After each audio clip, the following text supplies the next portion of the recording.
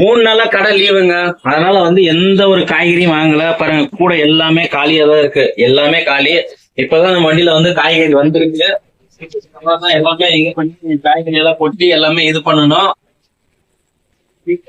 விலைவாசி எல்லாமே இன்னைக்கு பார்த்தா எல்லாமே ரேட் அதிகம் தாங்க. அதனால வந்து இன்னைக்கே கொஞ்சம் கம்மியா தான் பர்ச்சேஸ் பண்ணியிருக்கேன் நான். கடை லீவ் போட்டதுல இப்பதான் எல்லாம் ஒரு பொருளா இறக்கிட்டு இருக்கிறோம்.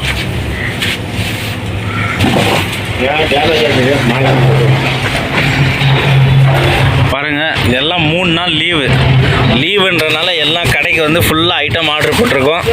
கிட்டத்தட்ட ஒரு 20,000 பில்லு.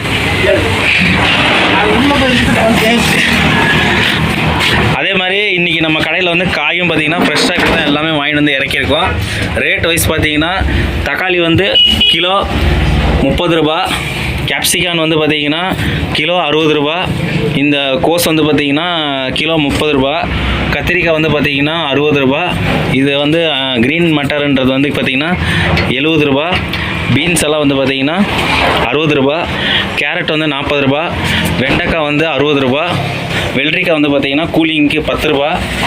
மற்றபடி பச்சை மிளகாலாம் வந்து நார்மல் ரேட்டு தான். இப்போ அடுத்து வந்து பார்த்தீங்கன்னா டீ போடுற டைம் ஆச்சு. டீ போட்டாச்சா? டீ போட்டுட்டு இருக்கிறோம். காலையில் போனது இப்போ தான் சந்தையிலேருந்து வந்து ஃபுல் டயர்ட் ஆகிட்டோம். So chat.